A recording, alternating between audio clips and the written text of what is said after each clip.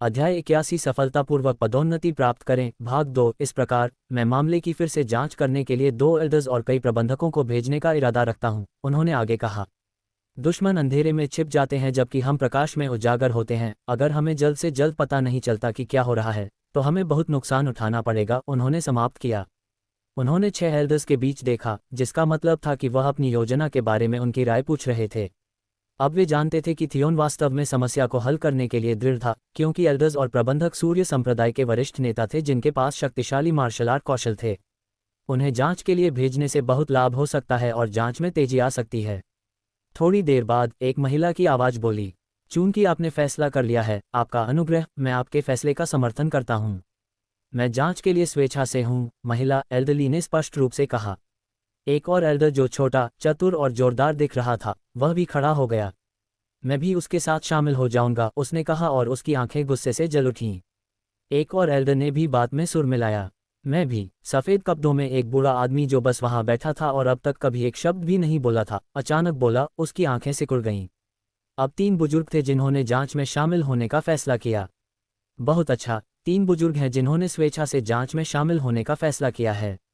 मुझे विश्वास है कि इस मुद्दे का कारण जल्द ही सामने आ जाएगा, थियोन ने कहा।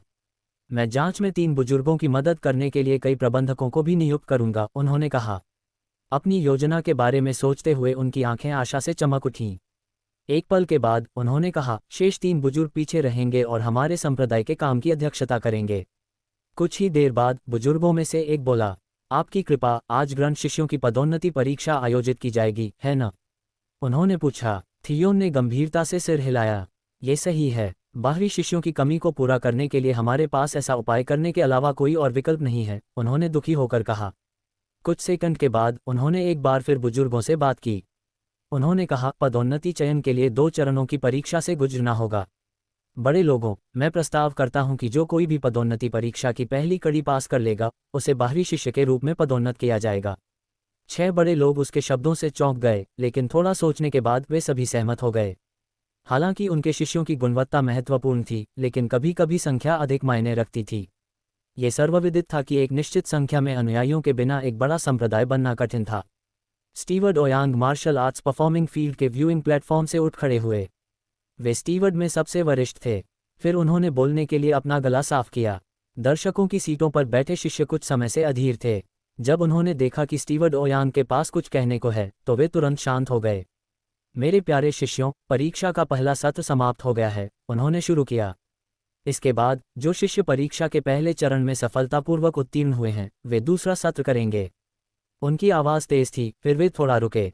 अचानक बाहर से कोई व्यक्ति सभागार के अंदर भागा और जल्दी से व्यूइंग प्लेटफॉर्म पर चला गया। वह पदोन्नति परीक्षा की अध्यक्षता करने वाले स्टीवर्ड के पास गया और उनसे कुछ फुसफुसाया। कई स्टीवर्ड चौंक गए और उन्होंने एक दूसरे को कड़वाहट से देखा। संदेशवाहक चला गया और ओयांग ने सीधे खबर की घोषणा की। हमारे संप्रदाय ने फैसला किया है कि जो लोग परीक्षा के पहले सत्र में उत्तीर्ण हुए हैं, उन्हें दूसरे सत्र में भाग नहीं लेना होगा और उन्हें सीधे बाहरी शिष्यों में पदोन्नत किया जा सकता है। 70 या 80 शिष्य जो दूसरे सत्र की प्रतीक्षा कर रहे थे, वे तुरंत इस खबर पर खुशी से झूम उठे। उनमें से कुछ जो गुप्त रूप से चिंतित थे कि क्या वे दूसरी परीक्षा पास कर पाएंगे, वे भी उत्साह से जयकारे लगाने लगे। सामग्री सर्वाधिकार कॉपीराइट नोवेल ड्रामा ऑग द्वारा। इसका मतलब था कि 70 से 80 ग्रंथ शिष्य पदोन्नति के लिए योग्य थे। अतीत में केवल 20 से 30 शिष्य ही पदोन्नति के लिए योग्य थे। ठीक है, सभी पदोन्नत शिष्य अपनी पहचान के लिए एक नए जेड बैच के आदान प्रदान के लिए कल मैरिट हॉल जा सकते हैं। आप सभी अब मैदान छोड़ सकते हैं। अंतिम घोषणा के बाद शिष्य जाने के लिए तैयार हो गए। आखिरकार ग्रंथ शिष्य पदोन्नति चयन परीक्षण आखिरकार खत्म हो गए। मैं आखिरकार एक बाहरी शिष्य बन गया, इवान ने उत्साह से कहा। वह इतना खुश था कि जब वह हंसा तो उसका मुंह इतना खुला रह गया। देव को चिंता थी कि अगर वह फिर से इस तरह हंसा तो उसकी ठुड्डी उखड़ जाएगी। डेनाली ने उन दोनों को जाते हुए देखा और वह तुरंत उनके पीछे चली गई। देव, आखिरकार हम सभी को बाहरी शिष्यों के रूप में पदोन्नत किया गया है, उसने खुशी से कहा। दूसरी ओर मटियास ने देव और डेनाली को साथ साथ जाते देखा। उसने गुस्से में अपने दांत पीस लिए क्योंकि ईर्ष्या उसकी नसों में दौड़ रही थी। देव, एक दिन मैं तुमसे ज्यादा ताकतवर हो जाऊंगा, फिर मैं तुम्हें पूरी तरह से हरा दूंगा और तुम्हारे शरीर पर जोर से कदम रखूंगा, उसने बड़बड़ाया। अब जब मेरी पदोन्नति हो गई है, तो क्या हम अब भी लॉर्ड स्टेवन जाएंगे? इवान को याद आया और उसने देव को याद दिलाया। देव ने उत्साह से उसकी ओर सिर हिलाया। हाँ, अब हम जाएंगे, उसने कहा। देव ने पहले ही 50 से 150 मीटर की दूरी के भीतर डमी में छिपे सभी महत्वपूर्ण ऊर्जा क्रिस्टल को अवशोषित कर लिया था। ये लगभग 12,000 महत्वपूर्ण ऊर्जा क्रिस्टल को जोड़ता है, जिसने उसे उस पल समृद्ध महसूस कराया, इसलिए उसने बिना किसी दूसरे विचार के हाँ कह दिया। डेनाली ने उनकी बातचीत सुनी और वह भी शामिल हो गई। देव, तुम डिनर के लिए लॉर्ड स्टेवन जा रहे हो? मैं भी आना चाहती हूँ। लॉर्ड स्टेवन सन सेक्ट के शिष्यों के बीच प्रसिद्ध था, इसलिए डेनाली की दिलचस्पी थी। हालांकि देव ने अपने होंठ फुलाए। लड़की इतनी निर्लज क्यों है, और उसने हमारे साथ मुफ्त डिनर के लिए आने के लिए भी कहा। उसने सोचा, लॉर्ड स्टेवन में एक दिन में आसानी से कुछ 100 महत्वपूर्ण ऊर्जा क्रिस्टल खर्च हो सकते हैं। यदि एक और व्यक्ति उनके साथ शामिल हो जाता तो इसका मतलब था कि उसे 100 से अधिक महत्वपूर्ण ऊर्जा क्रिस्टल खर्च करने पड़ सकते थे। फिर भी वह वैसे भी एक लड़की थी, और एक सज्जन व्यक्ति के रूप में देव निश्चित रूप से उसे सार्वजनिक रूप से मना नहीं करेगा, इसलिए उसने उसके अनुरोध पर सहमति में सिर हिला दिया। अध्याय 82 रेमंड को पीटना। प्रतिभाओं के चयन और मूल्यांकन के लिए परीक्षा समाप्त होने के बाद देव, इवान और डेनाली के साथ पीस टाउन गए। शहर में ये हलचल से भरा था और सड़कें पैदल चलने वालों से भरी थीं। भड़कीले कपड़े पहने युवक और युवतियों के कई जोड़े अपने घोड़ों को पकड़े सड़क पर खड़े थे। जोड़े खुश और लापरवाह लग रहे थे, जैसे कि वे स्वर्ग में बने जोड़े थे। उन्होंने राहगीरों का ध्यान आकर्षित किया। देव सड़कों पर चलते समय कम प्रोफाइल रखता था। वह जानता था बातचीत में थोड़ी सी भी असहमति या पहनावे को लेकर मतभेद अनावश्यक परेशानियों का कारण बन सकते थे। कुछ ही देर बाद वे मुड़े और दूसरी गली में प्रवेश कर गए। एक शानदार शराबखाना उनकी नज़र में आया। अगले ही पल देव ने अपनी थोड़ी उठाई और हवा में भरी शराब की खुशबू को सूंघा। मुखौटे पर क्षैतिज बोर्ड पर लिखा था, लॉर्ड स्टेवन। देव ने सुंदर सुलेख की प्रशंसा करने के लिए एक पल लिया। ये बहुत अच्छी खुशबू आ रही है। वे शराबखाने के दरवाजे तक नहीं पहुंचे थे, फिर भी इवान ने हवा को सूंघा और अतिशयोक्ति से चिल्लाया, टिम, मेरे मुंह में पानी आ रहा है। तुम्हारे मुंह से लार टपक रही है। अपना मुंह पोंछो और खुद को मूर्ख मत बनाओ। इवान ने अपना हाथ बढ़ाया और अपना मुंह साफ किया। वास्तव में उसके मुंह के कोने लार से गीले थे। डेनाली ने यह दृश्य देखकर ठहाका लगाया।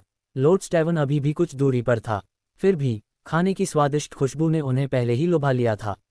NOVL ड्रामा ऑग द्वारा विशेष सर्वाधिकार कॉपीराइट सामग्री। इवान आगे की ओर भागा, टैवन में जाने और ये देखने के लिए उत्सुक था कि वहाँ क्या है। अरे अंधे कुत्ते, दूर हो जाओ। कई अभिमानी युवकों ने देव और उसके साथियों को बेरहमी से किनारे कर दिया और उन्होंने लगभग 16 या 17 साल के एक युवक को रास्ता दिया। उसने पीले रंग का परिधान पहना था और उसके चेहरे पर सुंदर और सुडौल आकृतियां थीं। किशोर लड़के ने मेकअप लगाया हुआ लग रहा था। उसके चेहरे पर पाउडर लगा हुआ था और उसके होंठ लिपस्टिक से ढके हुए थे। उसकी कमर पर एक लंबी तलवार लटक रही थी। वह सुंदर और सुरुचिपूर्ण लग रहा था। उसके आकर्षक रूप ने पास से गुजरने वाली युवा लड़कियों का ध्यान आकर्षित किया। वे शर्मा गए और उसे सिर से लेकर पैर तक खुलेआम देखा। प्रशंसा भरी निगाहों को अपने अंदर समाते हुए देखकर युवक को खुद पर और भी गर्व महसूस हुआ।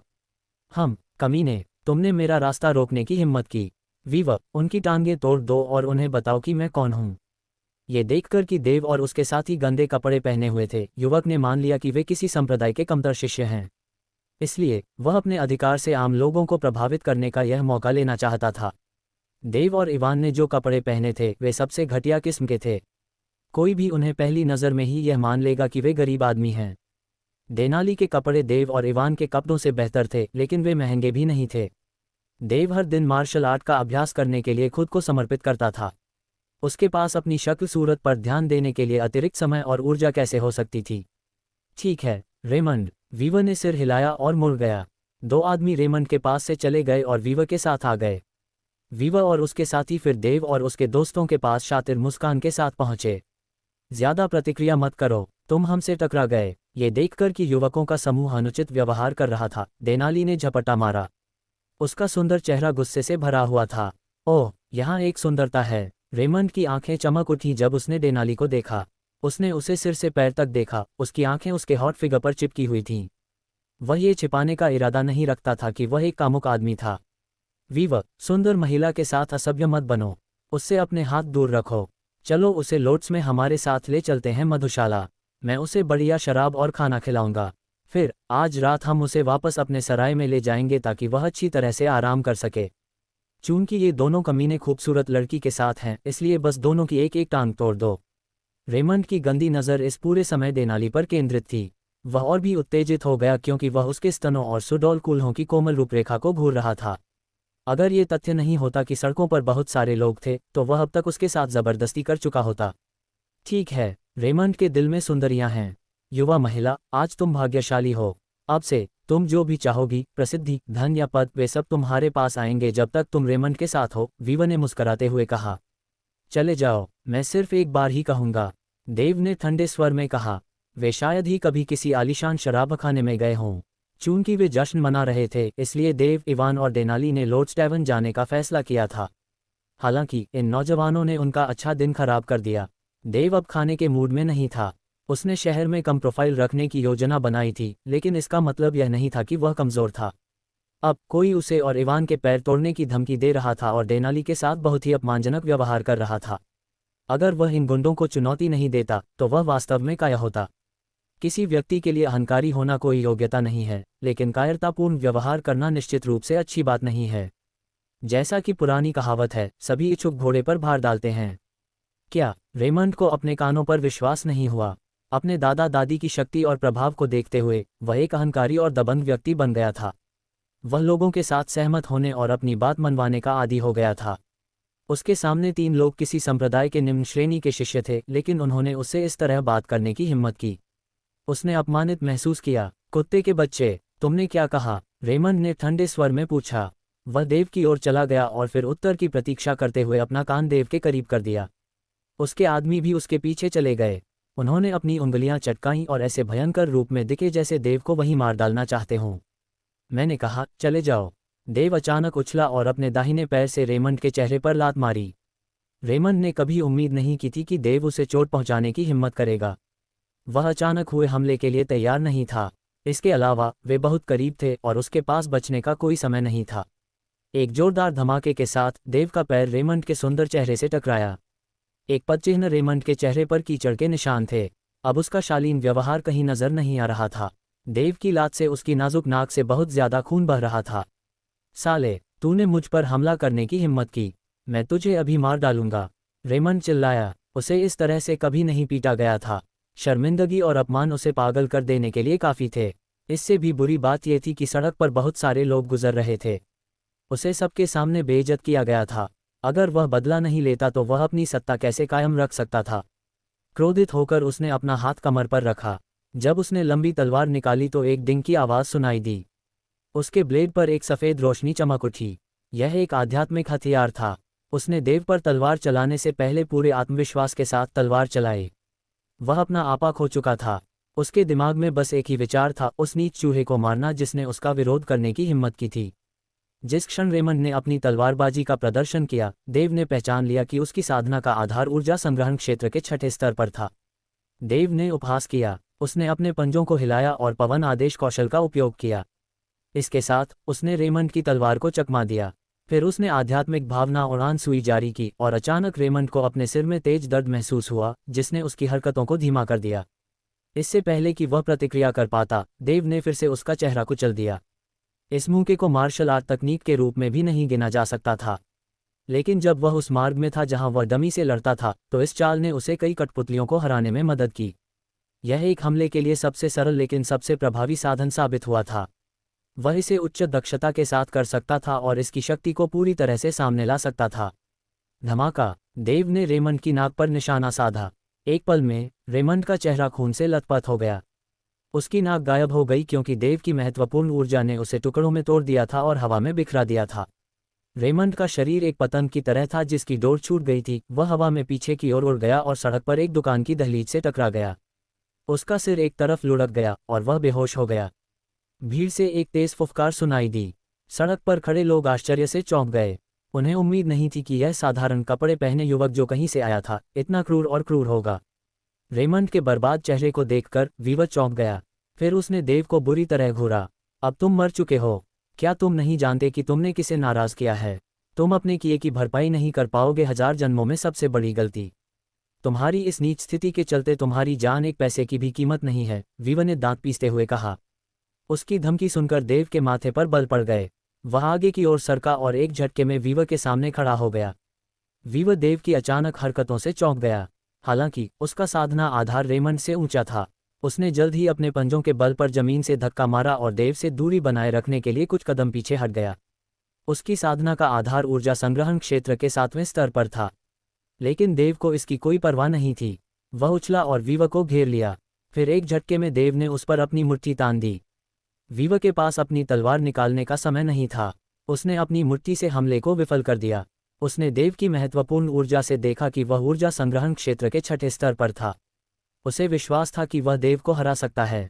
तू बदमाश, मैं तुम्हें इस तरह से मार डालूंगा कि दफनाने के लिए कुछ नहीं बचेगा। अध्याय 83 ऊर्जा संग्रह सरणी वाला एक विला। वीवा को देव के हिंसक हमले का सामना करते समय घबराहट का एक पल महसूस हुआ, लेकिन जब उसे पता चला कि देव ऊर्जा संग्रह क्षेत्र के केवल 6ठे स्तर पर था तो उसने जल्दी ही अपना अहंकार वापस पा लिया। उसने अपनी मुट्ठी तैयार की और अपनी पूरी ताकत से देव की मुट्ठी पर वार किया। उसे उम्मीद थी कि वह अपने हमले से देव को हरा देगा। क्रैक! उनकी मुट्ठियां दो आदमियों के बीच छोटी दूरी तय करती हुई हवा में मिल गईं। वीवा को आश्चर्य हुआ। उसे लगा जैसे वह ठोस पत्थर पर मुक्का मार रहा हो। वीवा की कई उंगलियां तेज ऊर्जा तरंग के कारण टूट गईं। जैसे ही उसके हाथ से तेज दर्द हुआ, वीवा का चेहरा विकृत हो गया। उसने अपना संतुलन खो दिया और कुछ कदम पीछे हट गया। वीवा ने अविश्वास में अपना सिर हिलाया और सोचा, क्या वह वास्तव में ऊर्जा संग्रह क्षेत्र के 6ठे स्तर पर है? ये कैसे संभव है कि उसकी महत्वपूर्ण ऊर्जा मुझसे ज्यादा ताकतवर? इससे पहले कि वह संभल पाता, देव गुस्से से चिल्लाते हुए उसकी ओर दौड़ा। इसे देखो! ऐसा कहते हुए उसने अपनी मुट्ठी घुमाई और वीवा पर फिर से निशाना साधा।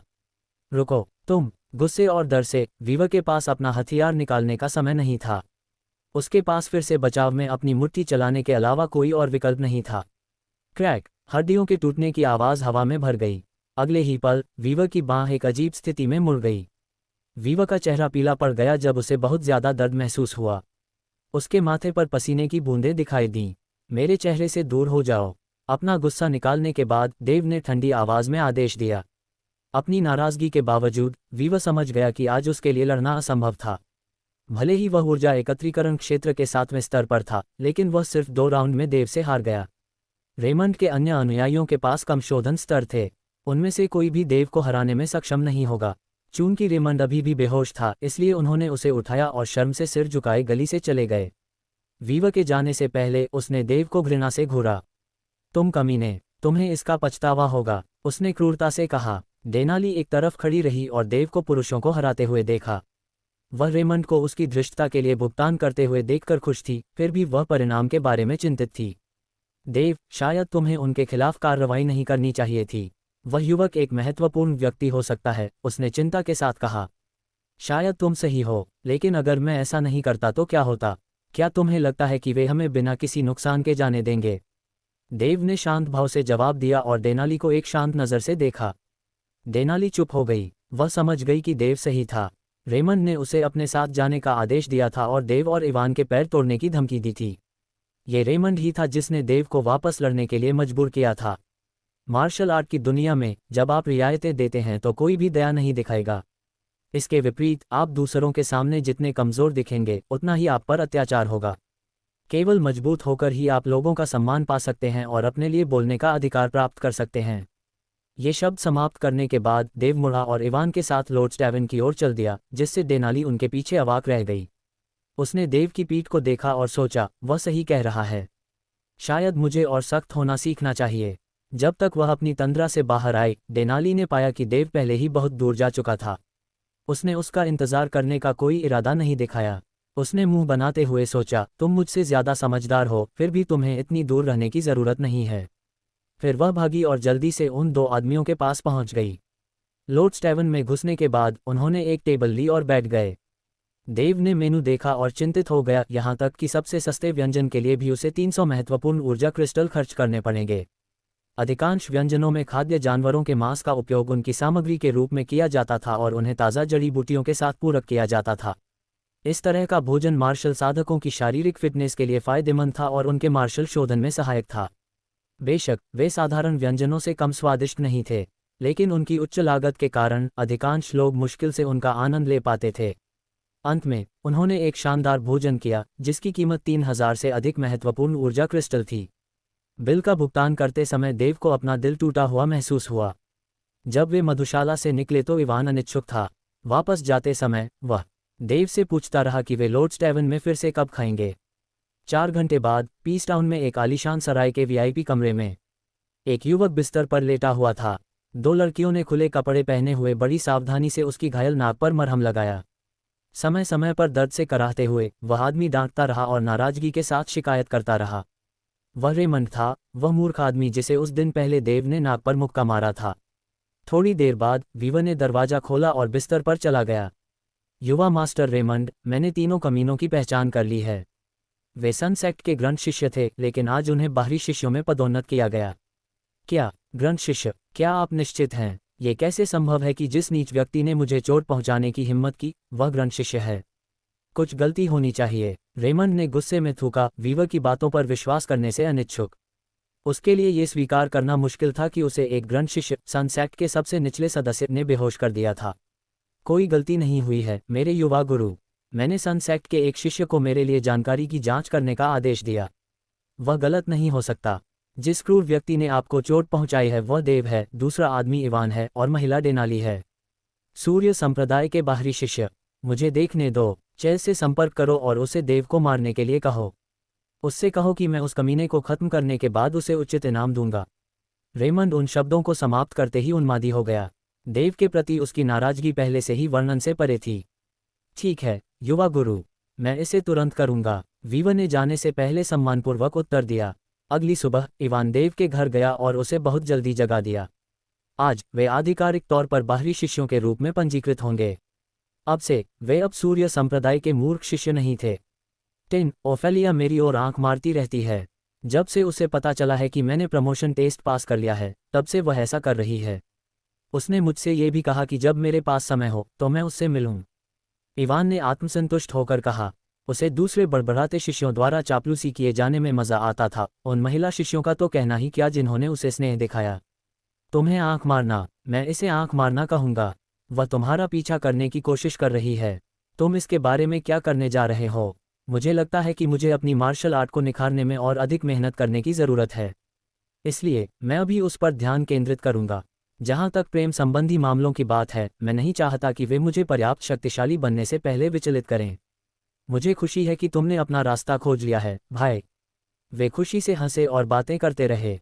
देव और इवान बाहरी शिष्यों के रहने वाले जिले में जाने से पहले अपने नए जेड बैज लेने के लिए मेरिट हॉल चले गए। वे सन माउंटेन पहुंचे और 70 से 80 शिष्यों में शामिल हो गए। वे सभी आज बाहरी शिष्यों के रूप में पंजीकृत हो गए होंगे। सभी के आने के बाद एक भावशून्य प्रबंधक उन्हें एक विस्तृत आवासीय क्षेत्र में ले गया। सभी कॉटेज लकड़ी और ईंटों से बने थे। समय के साथ हवा और बारिश ने कॉटेज के बाहरी हिस्से पर अपनी छाप छोड़ी थी। हजारों कॉटेज पहाड़ी के पार बनाए गए थे, जो रास्तों से घिरे हुए थे। दृश्य शानदार था। प्रत्येक कॉटेज के दरवाजे पर एक नंबर वाला बोर्ड लटका हुआ था, जो उन्हें एक दूसरे से अलग करता था। बाहरी शिष्यों के लिए 2 तरह के रहने के स्थान हैं।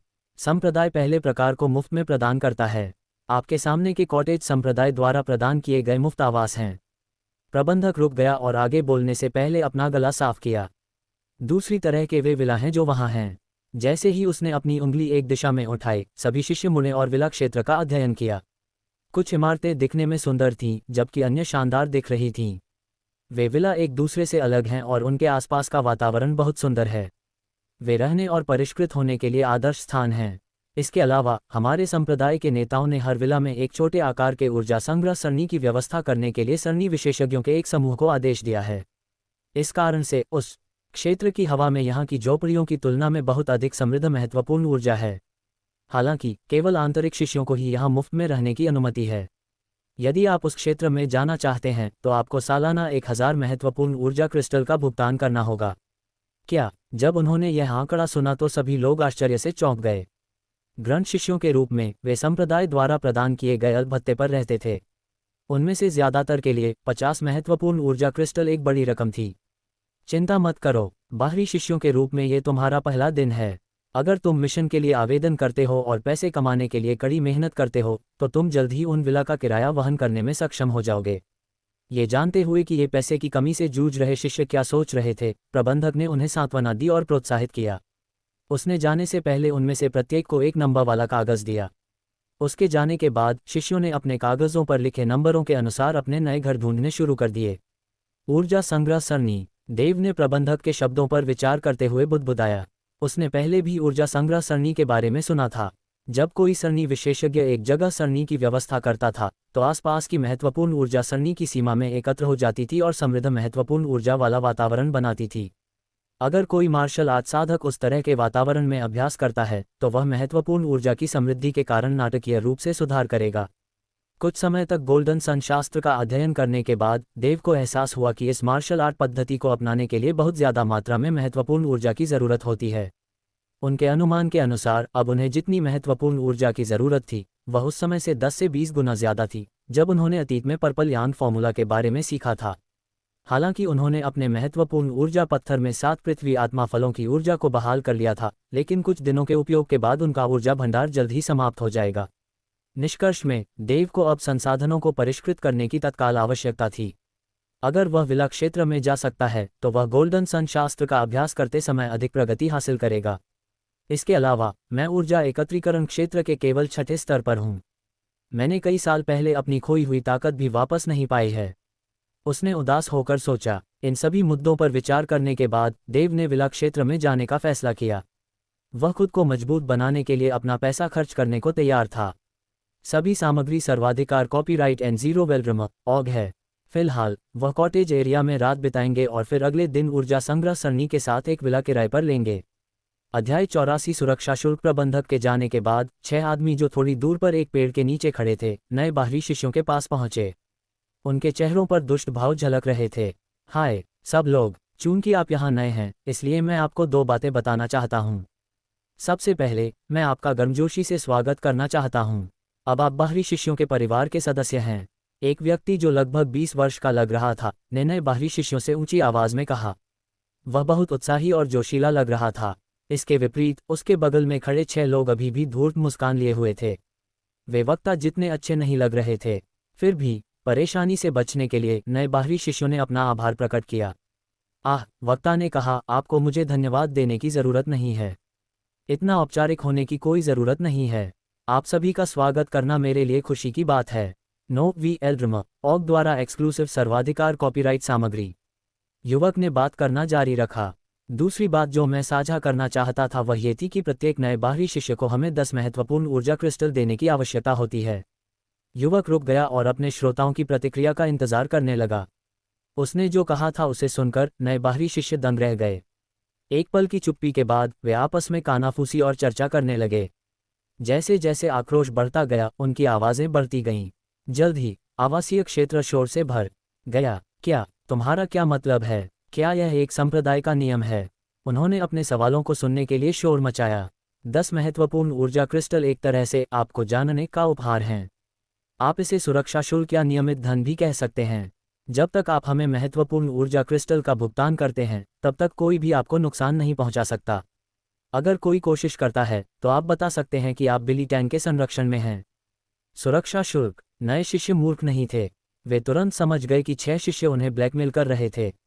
ये 6 शिष्य थे जो अब नए शिष्यों को धमका रहे थे। जल्दी करो, हमें क्रिस्टल का भुगतान करो, उसके बाद ही तुम जा सकते हो।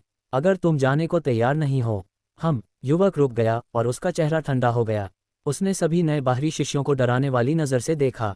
एक बात जो आपको पता होनी चाहिए वह यह है कि हमारे नेता बिली टैंग बाहरी शिष्यों में 15वें स्थान पर हैं। चाहे आप चाहें या न चाहें आपको हमें क्रिस्टल देने ही होंगे। और यह श्री बिली टैंग के भाई बार्टन टैंग हैं। जब युवक बोल रहा था तो उसने एक अन्य युवक की ओर इशारा किया जो बैंगनी कपड़े पहने हुए था। वह घमंडी लग रहा था और उसके चेहरे पर एक ठंडी मुस्कान थी। पहले युवक ने जो कहा था उसे सुनकर नए बाहरी शिष्य जो एक पल पहले क्रोधित दिख रहे थे चुप हो गए। बिली टैंग को हजारों बाहरी शिष्यों में से शीर्ष 15 में स्थान दिया गया था। बेशक नए बाहरी शिष्य उसके जितने शक्तिशाली नहीं हो सकते थे। अगर वे भुगतान नहीं करते तो वे बिली टैंग को अपमानित करेंगे। नए बाहरी शिष्य संप्रदाय के बाहरी भाग में अपने पहले दिन उच्च रैंक वाले शिष्य को उत्तेजित नहीं करना चाहते थे। इसके विपरीत यदि वे भुगतान करते तो यह उनके लिए बिली के साथ अच्छे संबंध बनाने का अवसर होता और भविष्य में उन्हें उससे मदद मिल सकती थी। इसलिए एक से अधिक शिष्यों ने कार्रवाई शुरू कर दी। कुछ नए शिष्यों ने तुरंत प्रतिक्रिया व्यक्त की। उन्होंने 10 महत्वपूर्ण ऊर्जा क्रिस्टल निकाले और क्रिस्टल को 2 हाथों से बार्टन टैंग को दे दिया। चूंकि वे एक साधारण शिष्य के अल्प वेतन पर रहते थे इसलिए ये राशि उनके लिए लगभग एक छोटे भाग्य के समान थी। उन्हें भुगतान करने में संकोच हुआ, लेकिन बार्टन टैंग को पैसे देते समय वे मुस्कुराए। श्री टैंग, कृपया मेरा उपहार स्वीकार करें और श्री बिली टैंग से मेरी ओर से बात करें। मैं बूथ हूँ। अच्छा, आप बहुत बढ़िया कर रहे हैं। मैं अपने भाई से अब से आपकी रक्षा करने के लिए कहूँगा। बार्टन को खुशी हुई और जब उसने नए बाहरी शिष्य को उसकी चापलूसी करते सुना तो वह और अधिक अभिमानी दिखाई दिया। बूथ की मुस्कान उसके पूरे चेहरे पर फैल गई। उसे लगा कि यह उसके 10 महत्वपूर्ण ऊर्जा क्रिस्टल के बिल्कुल लायक था। बूथ से प्रभावित होकर अन्य शिष्यों ने 6 युवकों को सुरक्षा शुल्क देना शुरू कर दिया। नए बाहरी शिष्यों के बीच खड़े होने पर मटियास निराश दिख रहे थे। उन्होंने कुछ नहीं कहा, इसके बजाय उन्होंने निर्णय लेने से पहले अपने विकल्पों पर ध्यान से विचार किया। वह भीड़ से आगे बढ़े और बार्टन के सामने रुके। 50 महत्वपूर्ण ऊर्जा क्रिस्टल निकालकर उन्होंने उन्हें बार्टन के हाथों में रख दिया। मिस्टर बार्टन टैंक, यह मिस्टर बिली टैंक के लिए मेरा उपहार है, उन्होंने एक चापलूसी भरी मुस्कान के साथ कहा। फिर उन्होंने महत्वपूर्ण ऊर्जा क्रिस्टल का एक ढेर निकाला और 20 बार्टन को और 10 अन्य 5 युवकों में से प्रत्येक को दिए। यह आप में से प्रत्येक के लिए मेरा उपहार है। मुझे आशा है कि आप इसे अस्वीकार नहीं करेंगे। मटियास ने इतनी उदारता दिखाई कि इससे बार्टन और अन्य 5 लोग प्रसन्न हुए। बेशक वे मटियास के उपहार को अस्वीकार नहीं करेंगे और इसे खुशी से स्वीकार कर लेंगे। ठीक है, अच्छा, आप बहुत अच्छे हैं। आपका नाम क्या है? मैं मटियास हूँ, मटियास ने तुरंत उत्तर दिया। मटियास, ठीक है, अब आप हमारे समूह के सदस्य हैं। आप कुछ भी कर सकते हैं और कोई भी आपको अस्वीकार नहीं करेगा। मटियास ने बार बार अपना आभार प्रकट किया। फिर उसने देव को एक उत्तेजक नज़र से देखा। अब मेरे पास सहायक हैं। तुम देखोगे कि मैं भविष्य में तुम्हें कैसे प्रताड़ित करता हूँ। उसने सोचा। कुछ मिनटों के बाद 2/3 नए बाहरी शिष्यों ने अपनी सुरक्षा शुल्क के रूप में महत्वपूर्ण ऊर्जा क्रिस्टल का भुगतान करना समाप्त कर दिया था, लेकिन अन्य लगभग 1/3 नए शिष्य अभी भी खड़े थे। वे सुरक्षा शुल्क का भुगतान करने के लिए अनिच्छुक लग रहे थे। तो क्या तुम इतने बुद्धिमान नहीं बनना चाहते कि समर्पण कर सको? 6 युवकों में से एक ने अपने महत्वपूर्ण ऊर्जा क्रिस्टल से भरे थैले को हिलाते हुए शिष्यों से पूछा, जिन्होंने कोई कार्रवाई नहीं की। तुम्हें हमारी सलाह माननी चाहिए। मैं तुम्हें यह आखिरी बार बता रहा हूँ। तुम हमें मना करने की स्थिति में नहीं हो। अगर कोई व्यक्ति खुद की रक्षा करने के लिए पर्याप्त शक्तिशाली है तो वह जो चाहे कर सकता है, लेकिन अगर वह नहीं है तो हिचकिचाना उसे मूर्ख बनाता है। जाहिर है तुम बाद वाले हो। सच कहूँ तो मैं तुम सभी नए लोगों को एक हाथ से मार सकता हूँ। बिली टैंग अधिक शक्तिशाली है। कल्पना करो कि वह तुम्हारे साथ क्या कर सकता है। उसने उन शिष्यों को घूर कर देखा जिन्होंने उन्हें महत्वपूर्ण ऊर्जा क्रिस्टल नहीं दिए थे, लेकिन किसी ने अपना मन नहीं बदला। ये देखकर युवक क्रोधित हो गए। तुम कमीने, जब हम इतने अच्छे हैं तो क्या तुम हमें मना करना चाहते हो? तुम अपनी सुरक्षा के लिए भुगतान नहीं करना चाहते। युवक ने महत्वपूर्ण ऊर्जा क्रिस्टल से भरा हुआ थैला फेंक दिया और सबसे नज़दीकी नए बाहरी शिष्य की ओर बढ़ा। उसने आगे बढ़कर शिष्य को गर्दन से पकड़ लिया और उसे भीड़ से दूर खींच लिया। वह व्यक्ति ऊर्जा संग्रहण क्षेत्र के 5वें स्तर पर था, जबकि जिस शिष्य को उसने पकड़ा था वह केवल 3रे स्तर पर था। उनके बीच 2 स्तरों का अंतर था। पर्याप्त शक्ति के बिना नया बाहरी शिष्य युवक का विरोध नहीं कर सका। युवक ने नए शिष्य का गला घोंटना शुरू कर दिया। वह हौंफने लगा और उसका चेहरा लाल हो गया। कुछ सेकंड तक संघर्ष करने के बाद उसने अपनी जेब में हाथ डाला और बड़ी मुश्किल से कुछ महत्वपूर्ण ऊर्जा क्रिस्टल निकाले। सर, मुझे खेद है। भुगतान न करके मेरा इरादा आपको अपमानित करने का नहीं था। बस मेरे पास केवल 5 महत्वपूर्ण ऊर्जा क्रिस्टल हैं, नए बाहरी शिष्य ने कहा। नए शिष्य ने सांस लेने के लिए संघर्ष करते हुए युवक के हाथ पर पंजे से हमला किया। नए शिष्य की व्याख्या सुनकर युवक ने अपनी पकड़ ढीली की और 5 महत्वपूर्ण ऊर्जा क्रिस्टल ले लिए। तुम बेचारे, मैं इस बार दयालु होने जा रहा हूँ। तुम एक नोट लिख सकते हो कि तुम हमें भविष्य में और 5 क्रिस्टल दोगे। जब मामला सुलझ गया तो युवक ने नए बाहरी शिष्य को एक तरफ धकेल दिया। फिर उसने दूसरे की ओर इशारा किया। तुम यहाँ आओ। इवान ने गहरी सांस ली जब उसे एहसास हुआ कि युवक उसकी ओर इशारा कर रहा था। देव ने गिरोह को नए शिष्यों को ब्लैकमेल करते देखा और उन्हें रोका नहीं या कुछ नहीं कहा। उसने तय किया था कि अगर वे उसे महत्वपूर्ण ऊर्जा क्रिस्टल मांगे बिना जाने देंगे तो वह इसमें शामिल नहीं होगा। वह जानता था कि इस तरह की प्रथाएं संप्रदाय में मौजूद हैं। आखिरकार उसने कई मौकों पर ऐसा देखा था। 3 साल पहले जब वह एक बाहरी शिष्य था तो वह जानता था कि मजबूत बाहरी शिष्य इस तरह की ब्लैकमेलिंग का सहारा लेंगे। लेकिन अब चूंकि वे इवान को धमकाना चाहते थे, देव इस बार बर्दाश्त नहीं कर सका। इवान का हाथ पकड़ा और उसे अपने पीछे खींच लिया। तुम दूसरों से सुरक्षा शुल्क मांग सकते हो, लेकिन वह और मैं तुम्हें कुछ नहीं देंगे, देव ने कहा। उसकी अभिव्यक्ति हमेशा की तरह शांत थी। कुछ नहीं। बार्टन और अन्य 5 युवक अपने कानों पर विश्वास नहीं कर सके। एक नए बाहरी शिष्य ने उनसे ये कहने की हिम्मत की, क्या तुम्हें अपनी क्षमताओं पर अति आत्मविश्वास नहीं है? बार्टन ने ठंडी मुस्कान के साथ कहा। लेकिन मुझे लगता है कि तुम पागल हो। अपनी बात समाप्त करने के बाद बार्टन ने 3 युवकों की ओर देखा। गिरोह के सभी 6 लोग ऊर्जा एकत्रीकरण क्षेत्र के 5वें स्तर पर थे, जबकि अधिकांश नए बाहरी शिष्य तीसरे स्तर पर थे। सबसे अच्छी स्थिति में कुछ ऐसे थे जो शायद चौथे स्तर तक पहुंच गए थे। कभी कभी एक नया बाहरी शिष्य चुनना और उसका उदाहरण बनाना फायदेमंद होता है। चूंकि देव ने उनका इतना सार्वजनिक रूप से विरोध करने का फैसला किया था, इसलिए गिरोह ने दूसरों को अहंकारी होने के परिणामों के बारे में चेतावनी देने के लिए उसका उपयोग करने का फैसला किया। मतियास को देव की स्थिति में मजा आ रहा था। भले ही देव एक बार अन्य बाहरी शिष्यों में से सर्वोच्च रैंक वाला शिष्य था, अब वह केवल ऊर्जा संग्रहण क्षेत्र के 6ठे स्तर पर था। देव को तब ग्रंथ शिष्यों का कोई डर नहीं था, लेकिन अब आप संप्रदाय के बाहरी भाग में हैं। अब आप आम ग्रंथ शिष्यों से घिरे नहीं हैं। हालांकि आप 6ठे स्तर पर पहुंच गए हैं, लेकिन कई शिष्य होंगे जो आपसे बहुत मजबूत हैं। अब जब आपने बिली टैंग के समूह को नाराज कर दिया है, तो आपको बड़ी कठिनाइयों का सामना करना पड़ेगा। मतियास ने सोचा और उसके चेहरे पर मुस्कान आ गई। अध्याय 85 सही विकल्प भाग 1। देव ने उन युवा शिष्यों को देखकर असहाय महसूस किया जो उससे लड़ने की कोशिश कर रहे थे। बाहरी शिष्य के रूप में पदोन्नत होने के बावजूद देव ने कम प्रोफाइल रखा ताकि वह अपनी साधना पर ध्यान केंद्रित कर सके। ऐसा इसलिए था क्योंकि प्रसिद्धि ने देव को बहुत दुर्भाग्य दिया था। 3 साल पहले वह अपनी ताकत के लिए प्रसिद्ध था और लोग उससे ईर्ष्या करते थे। ईर्ष्या ने आखिरकार उन्हें खा लिया और उन्हें देव को धोखा देने के लिए मजबूर कर दिया। एक कहावत है कि जब लोग आप पर पत्थर फेंकते हैं तो इसका मतलब है कि आप फलों से लदे एक अच्छे पेड़ हैं। वे आप में बहुत सारी फसलें देखते हैं। देव यह अच्छी तरह से जानते थे क्योंकि वे पहले ही 2 जीवन जी चुके थे। मुझे धक्का मत दो, मैं लड़ने के मूड में नहीं हूं, देव ने अनिच्छा से कहा। मुझे लगता है कि वह वास्तव में मूर्ख है। युवा शिष्यों का समूह हंस पड़ा जैसे कि उन्होंने कोई बड़ा चुटकुला सुना हो। क्या तुम हमें सचमुच धमका रहे हो? शायद तुम भूल गए हो कि तुम नए आए हो, और शायद तुम अपने शिष्टाचार को भी वहीं छोड़ आए हो जहां से तुम आए हो। तुम्हें अपने वरिष्ठों का सम्मान करना सिखाया जाना चाहिए। मैं, टोनी टियान, तुम्हें सबक सिखाऊंगा, पैसे पाने वाले युवक ने कहा। अपना नाम बोलते हुए वह व्यंग्यात्मक ढंग से हंसा। तेंदुए का मुक्का, टोनी चिल्लाया और आगे बढ़ा। उसकी मुट्ठियां प्राणशक्ति से भरी हुई तेंदुए की तरह जोरदार और शक्तिशाली थीं और वे देव की ओर दौड़ पड़ीं। ये टोनी ने सीखा हुआ दूसरा दर्जे का मार्शल कौशल था। हालांकि उसने अभी तक इसमें महारत हासिल नहीं की थी, लेकिन उसने सोचा कि यह एक नए व्यक्ति से निपटने के लिए पर्याप्त से अधिक है जिसे अभी अभी पदोन्नत किया गया है। टोनी के अहंकार से तंग आकर देव ने अपनी ताकत को नियंत्रित नहीं किया और वापस लड़ने लगा।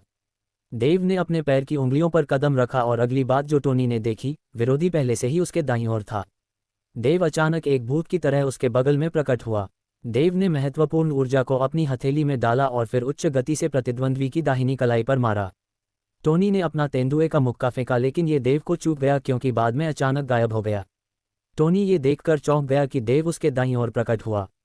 वह जानता था कि उसे हमला करने का तरीका बदलने की जरूरत है, लेकिन पहले ही बहुत देर हो चुकी थी। अगली बात जो उसने देखी, उसने एक कर्कश ध्वनि सुनी और अपनी कलाई पर तेज दर्द महसूस किया। वह बेहद पीला पड़ गया और उसके पूरे चेहरे पर पसीना बह रहा था। उसने अपनी दाहिनी कलाई पकड़ ली और पागलों की तरह चिल्लाया। टोनी ऊर्जा एकत्रीकरण क्षेत्र के 6ठे स्तर पर था, लेकिन उसे एक नवागंतुक ने आसानी से मारा था। जब उसे मारा गया तो टोनी ने महसूस किया कि देव की महत्वपूर्ण ऊर्जा तरंग भी ऊर्जा एकत्रीकरण क्षेत्र के 6ठे स्तर पर थी। हालांकि यह स्वीकार करना कठिन था, लेकिन उसने महसूस किया कि देव अब उससे ज्यादा शक्तिशाली था। पिछली बार जब उसने देव के साथ लड़ाई की थी तो वे दोनों ऊर्जा संग्रहण क्षेत्र के 4थे स्तर पर थे। पदोन्नति परीक्षण से पहले वह पहले से ही 5वें स्तर पर पहुंच चुका था और उसे विश्वास था कि वह देव को हरा सकता है। लेकिन उसे आश्चर्य हुआ कि देव ऊर्जा संग्रहण क्षेत्र के 6ठे स्तर पर पहुंच गया, जो उसके लिए अस्वीकार्य था। देव, मेरी बात याद रखो, किसी दिन मैं साबित करूंगा कि मैं तुमसे ज्यादा शक्तिशाली हूं। मतियास ने अपनी मुट्ठियां भींच लीं और वह घूरता रहा। देव के चेहरे पर घृणा भरी नजर से देखा। बार्टन और अन्य 4 युवा शिष्यों ने महसूस किया कि देव भी ऊर्जा संग्रहण क्षेत्र के 6ठे स्तर पर था। उसने अपनी भयानक युद्ध शक्ति तब दिखाई जब उसने एक ही चाल से टोनी की कलाई को निष्क्रिय कर दिया। उन्होंने एक दूसरे से आंख मिलाई और फिर एक साथ देव पर हमला करना शुरू कर दिया।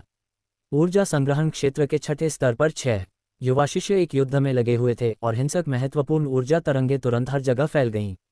उनके करीब खड़े कुछ शिष्यों को पीछे हटने के लिए मजबूर होना पड़ा क्योंकि उन्हें दर्द महसूस हुआ जब भयंकर महत्वपूर्ण ऊर्जा तरंगें उनके चेहरों पर लगीं। सभी शिष्य जो अभी अभी मैदान में पदोन्नत हुए थे और देव की शक्ति को देख रहे थे, उन्हें दयनीय दृष्टि से देखा। हालांकि देव के पास अद्भुत युद्ध शक्ति थी, लेकिन उसके समान स्तर के 5 विरोधियों से एक साथ लड़ना असंभव था। वह किसी भी तरह से पराजित होने से बच नहीं सकता था। जो लोग लुटेरों को मुफ्त में महत्वपूर्ण ऊर्जा क्रिस्टल देते थे, वे उसकी बेचैनी पर हंसते थे और सोचते थे, नोप वी एल्ड्रमा ऑग द्वारा विशेष सर्वाधिकार कॉपीराइट सामग्री। तुम्हारी हिम्मत कैसे हुई कि तुम सिर्फ इसलिए शक्तिशाली होने का दिखावा कर रहे हो क्योंकि तुम्हें पदोन्नति मिल गई है। देव को नहीं पता था कि एक आदमी को अपना सिर क्यों झुकाना पड़ता है। क्या उसे लगता था कि यह बड़बड़ाने वाले शिष्यों के लिए प्रथागत है? देव ने उपहास किया और पवन आदेश कौशल शुरू किया। उसने अपना शरीर हिलाया और हवा के साथ नाचते हुए एक मृत पत्ते की तरह तैरने लगा। वह 5 युवा शिष्यों के हमले के तहत समुद्र में एक अकेली नाव की तरह था। युवा शिष्य उसके कपड़ों की नोक को भी नहीं छू सकते थे। बाद में हड्डियों के टूटने की आवाज़ें सुनी जा सकती थीं। कोई मारा गया, मदद करो। आखिरी युवा शिष्य तुरंत भाग गया और चिल्लाया। वह डर गया कि वह खुद को गीला कर लेगा क्योंकि उसने अपने साथियों को अपनी कलाई पकड़ते और बुरी तरह रोते हुए देखा। देव बाहर निकला और छाया की तरह उसके पीछे पीछे चला। उसने बिजली की गति से प्रतिद्वंद्वी की कलाई तोड़ दी। इसने युवा शिष्य को आश्चर्यचकित कर दिया, जिसे पता ही नहीं चला कि क्या हुआ। उसने बस अपनी कलाई पकड़ी और पागलों की तरह चिल्लाया। संख्या में कम होने के बावजूद देव ने उन सभी को हरा दिया और उसे कोई नुकसान नहीं हुआ। और कोई भी देख सकता था कि देव को लड़ाई के बाद पसीना भी नहीं आया था। उसने अपनी पूरी ताकत नहीं लगाई थी। दंगल देखने वाले लोग अप्रत्याशित परिणाम से चौंक गए। एक पल के लिए मैदान पर सन्नाटा छा गया। बार्टन ने देव को घूर कर देखा। अपने भाई बिली की ताकत और प्रसिद्धि पर सवार होकर वह बाहरी शिष्यों के बीच तानाशाह था। लेकिन आज वह अप्रत्याशित रूप से था, एक नए व्यक्ति से पराजित जिसे अभी अभी बाहरी शिष्य के रूप में पदोन्नत किया गया था। वह अपना गुस्सा कैसे निकाल सकता था? उसे ये भी एहसास हुआ कि भले ही वे एक साथ लड़ें, वे देव को हराने के लिए पर्याप्त नहीं होंगे। यदि वे यहाँ अधिक समय तक रहे तो उनका और अधिक अपमान होगा। जाओ। अन्य 5 युवा शिष्यों ने अपनी आंखों में दुश्मनी के भाव के साथ देव को देखा और फिर बिना कुछ कहे मैदान छोड़ दिया। जाहिर है देव ने उन्हें शर्मिंदा किया, और हालांकि वे उसे जाने नहीं दे सकते थे, वे अभी उसे हरा भी नहीं सकते थे। टिन, तुमने ये कर दिखाया। बाहरी शिष्यों के बीच सुरक्षा शुल्क मांगने वाले गुंडों को हराने के बाद इवान ने जोर से देव की प्रशंसा करने के लिए अपने हाथों से ताली बजाई। स्वाभाविक रूप से इवान अपने दोस्त का समर्थन करने वाला पहला व्यक्ति होगा। झगड़े के बाद अन्य शिष्यों ने एक और समस्या के बारे में सोचा। हालांकि देव ने 6 लोगों को दूर भगा दिया, फिर भी बिली था एक शक्तिशाली शिष्य जो बाहरी शिष्यों में 15वें स्थान पर था। लगभग 5000 बाहरी शिष्यों में नंबर 15 होने के लिए उसे मजबूत और शक्तिशाली होना चाहिए। अध्याय 86 सही विकल्प भाग 2। देव अब भले ही प्रसिद्ध हो, लेकिन वह बहुत लंबे समय तक प्रसिद्ध नहीं रह सकता था। जैसे ही बिली को पता चलेगा कि उसके भाई के साथ क्या हुआ, वह निश्चित रूप से उसका बदला लेगा और देव की पिटाई करेगा। किसी को विश्वास नहीं था कि देव बिली के बदला लेने का विरोध कर सकता है। हालांकि देव ने इसके बारे में नहीं सोचा और तुरंत इवान के साथ मैदान छोड़ दिया। अगर यह उसके ऊपर था तो वह लड़ना नहीं चाहता था। उसने उन्हें इसके बारे में चेतावनी भी दी। हालांकि जब उन्होंने पहले हमला किया तो उसके पास वापस लड़ने के अलावा कोई विकल्प नहीं था। लेकिन सवाल यह था कि क्या वह इसके लिए माफ़ी मांगेगा। देव ने जो किया था उसके लिए माफ़ी मांगने का उसका कोई इरादा नहीं था। उसने बस खुद को गुंडों से बचाया। सामान्य हित के विचार से खुद को धमकाए जाने देना उसकी इच्छा के विरुद्ध था। देव का मानना था कि मार्शल कौशल के शिखर तक पहुंचने के लिए एक बहादुर दिल की आवश्यकता होती है। अगर वह बिना किसी महत्वाकांक्षा के बस जीवित रहना चाहता था तो वह बस एक इत्मीनान से और लापरवाह शिष्य के रूप में रह सकता था। वह पदोन्नति का सपना क्यों देखेगा? उस रात देव और इवान ने कॉटेज एरिया में उनके लिए कमरा ढूंढ निकाला। यह एक छोटा सा संकरा लकड़ी का कमरा था। देव ने अनुमान लगाया कि यह सिर्फ 8 वर्ग मीटर का था। एक दीवार पर चांदनी जड़ाई हुई थी जिसकी नारंगी रोशनी फैलकर पूरे कमरे को ढक रही थी। कमरे में केवल एक मेज, एक कुर्सी और एक बिस्तर ही पुराना फर्नीचर था। कमरे में हल्की सी बासी गंध भी थी। यह एक कुत्ते के घर जैसा है। ये तो उस ग्रंथ शिष्य की झोपड़ी से भी छोटा है। देव ने असहाय होकर आह भरी। लेकिन फिर भी कमरे ने देव को परेशान नहीं किया। उस रात वह स्वर्ण सूर्य शास्त्र की साधना में लीन था। उसके पेट में छोटा सा प्रकाश बिंदु मूंगफली से थोड़ा बड़ा था, जो एक चमकदार रोशनी के साथ चमक रहा था और उसके पेट को उज्ज्वल रूप से प्रतिबिंबित कर रहा था। प्रकाश बिंदु ने भी एक भयानक गर्मी फैलाई, जैसे सूरज सब पर चमक रहा हो। तापमान अधिक था, लेकिन इसने देव के शरीर को नुकसान नहीं पहुंचाया। इसके विपरीत देव को लगा कि उसका शरीर गर्म हो रहा है। ऐसा लग रहा था कि उसका परिष्कृत रक्त जोरदार था और उसकी जीवन शक्ति अंतहीन छिपी हुई ऊर्जा के साथ बढ़ रही थी। जब से उसने स्वर्ण सूर्य शास्त्र की साधना शुरू की, उसके शरीर में महत्वपूर्ण ऊर्जा धीरे धीरे सुनहरी हो गई, जो बढ़ रही थी और उसकी ऊर्जा मेरिडियन की खोज कर रही थी। गोल्डन सन शास्त्र वास्तव में असाधारण था। ऐसा एहसास तब कभी नहीं हुआ था जब उसने अतीत में पर्पल यांग फॉर्मूला की साधना की थी। अगली सुबह देव ने इवान को जल्दी जगाया। जब वे कॉटेज क्षेत्र से बाहर निकले तो वे मंडपों, छतों, टावरों और उच्च श्रेणी की इमारतों से गुजरे। उन्होंने इस क्षेत्र के प्रभारी व्यक्ति को पाया, एक पतला और छोटा प्रबंधक जिसकी सांस लंबी थी। ओह, आपको अभी अभी बाहरी शिष्यों में पदोन्नत किया गया है, क्या मैं सही हूँ? आप यहाँ कैसे रह सकते हैं? मुझे आश्चर्य है। जाहिर है, मध्यम आयु वर्ग के व्यक्ति को विश्वास नहीं था कि देव के पास धन है। आमतौर पर नए शिष्यों के लिए उच्च श्रेणी के क्षेत्र में आवास किराए पर लेने के लिए इतना पैसा होना मुश्किल था। आखिरकार नए शिष्य अपनी ताकत को बढ़ावा देने के लिए अधिक गोलियां खरीदना पसंद करेंगे। उनमें से कुछ हथियार चुनेंगे या अपने कौशल को विकसित करने के लिए गुप्त मार्शल आर्ट पुस्तकों का आदान प्रदान या खरीद करेंगे। यह उनकी पूरी ताकत को बढ़ावा देने का एक तेज़ और किफ़ायती तरीका था। लेकिन निश्चित रूप से उनमें से कोई भी आलीशान घर किराए पर लेने पर बहुत सारा पैसा बर्बाद नहीं करेगा। हालांकि देव की अपनी योजना थी। उसने सोचा कि अब उसकी सबसे बड़ी कमजोरी उसकी कम स्तर की महत्वपूर्ण ऊर्जा थी, और ऊर्जा संग्रह सरणी निस्संदेह उसके लिए महत्वपूर्ण ऊर्जा की खेती करने में सहायक होगी। स्टीवर्ड, कृपया चिंता न करें। हमारे पास एक छोटा सा भाग्य है और हम आनंद लेने के लिए रहने के माहौल को बदलना चाहते हैं। आपको खुद का इलाज करना होगा, है ना? देव जानता था कि उस आदमी को अपने भाग्य पर संदेह था और उसने एक कहानी सुनाई। ठीक है तो, अधेड़ उम्र के व्यक्ति ने बिना कुछ कहे आलोचना करते हुए मुस्कुराया। उसने सोचा कि ये युवा सिर्फ दो बेकार के लोग हैं। उन्होंने खुद को मार्शल कौशल की राह पर फेंक दिया था, लेकिन आराम से रहना चाहते थे। ये बेवकूफ स्पष्ट रूप से महत्वपूर्ण ऊर्जा क्रिस्टल बर्बाद कर रहे थे। घर किराए पर लेने पर खर्च किया गया पैसा गोलियां, हथियार और मार्शल कौशल के बारे में किताबें खरीदने के लिए पर्याप्त था, लेकिन वह इसे हंसकर टालने के अलावा कुछ नहीं कर सकता था। ठीक है, यह आपका पैसा है, इसलिए यह आप पर निर्भर है कि आप इसे कैसे खर्च करते हैं। मुझे लगता है कि आपको यहाँ का किराया पता है। यहाँ सबसे सस्ता घर 1000 महत्वपूर्ण ऊर्जा क्रिस्टल प्रति वर्ष खर्च करता है। ये सबसे छोटा है, बिना किसी ऊर्जा संग्रह सरणी के। दूसरी ओर, ऊर्जा संग्रह सरणी वाला बड़ा घर प्रति वर्ष 2000 महत्वपूर्ण ऊर्जा क्रिस्टल खर्च करता है। बेशक उच्च रैंक वाले ऊर्जा संग्रह सरणी वाले बड़े घर भी हैं। वार्षिक किराया 3000 होगा, अधेड़ उम्र के व्यक्ति ने समझाया। टिन, ये बहुत महंगा है। इवान ने कहा कि वह प्रति वर्ष कमरों की लागत की कल्पना नहीं कर सकता। देव ने इवान को शांत होने का संकेत दिया। फिर देव ने मुस्कुराते हुए उस आदमी की ओर रुख किया। स्टीवर्ड, कृपया हमें प्रति वर्ष 3000 महत्वपूर्ण ऊर्जा क्रिस्टल के लिए एक घर दिलवाएं। जैसा आप चाहें, आदमी ने कहा और देव की ओर आंख मारी। देव ने उसे समझ लिया और उस आदमी को अपने स्पेस रिंग से 3000 महत्वपूर्ण ऊर्जा क्रिस्टल थमा दिए। पैसे ने बात की। जल्द ही आदमी देव और इवान को एक आंगन में ले गया। आंगन में 2 बेडरूम, एक अभ्यास कक्ष और एक छोटा बगीचा था। यहाँ एक छोटे आकार का अभ्यास क्षेत्र भी था। यह उन दोनों के लिए बहुत बड़ा था, और कॉटेज के कमरे के विपरीत इस कमरे में सभी प्रकार के फर्नीचर थे। यहाँ बहुत अच्छा है, मैं पहले कभी इतने बड़े घर में नहीं रहा, इवान ने उत्साह से कहा जब वे आंगन में प्रवेश कर रहे थे। उसने हर जगह जांच की, अंदर, बाहर, सामने और आंगन के पीछे। देव अभ्यास कक्ष से सबसे अधिक संतुष्ट था, जहां ऊर्जा संग्रह सरणी स्थापित की गई थी। पूरा अभ्यास कक्ष सरणी से ढका हुआ था। उसने महसूस किया कि कमरे में प्रवेश करते ही उसकी ओर प्रबल प्राण ऊर्जा दौड़ रही थी और उसे तुरंत आराम महसूस हुआ। प्राण ऊर्जा उसके शरीर में प्रवेश कर गई और उसके पेट में छोटा सा प्रकाश बिंदु मानो प्रसन्न हो गया और प्राण ऊर्जा को एक अप्रतिरोध्य आवेग के साथ अवशोषित कर लिया। देव खुद को रोक नहीं सका और ऊर्जा संग्रह सरणी की अत्यधिक प्रशंसा की। यह अपनी प्रतिष्ठा पर खरा उतरा। उसे लगा कि इस पर 3000 प्राण ऊर्जा क्रिस्टल अच्छी तरह से खर्च किए गए थे। आखिरकार उसने सही चुनाव किया। अध्याय 87 एक चुनौती। जल्द ही देव और इवान उस घर में चले गए जिसे उन्होंने 3000 महत्वपूर्ण ऊर्जा क्रिस्टल के लिए किराए पर लिया था, और वे अपने नए घर में पूरी तरह से खुश थे। घर में उन दोनों के लिए एक बेडरूम था। चूंकि वे गरीब थे, इसलिए उनके पास कपड़ों के कुछ सेटों को छोड़कर ज्यादा सामान नहीं था, जिससे घर बदलना आसान हो गया। उनके बसने के बाद देव ने अपने स्पेस रिंग से एक बैंगनी मनका निकाला। वायलेट, बाहर आओ और हमारे नए घर को देखो, देव ने पुकारा।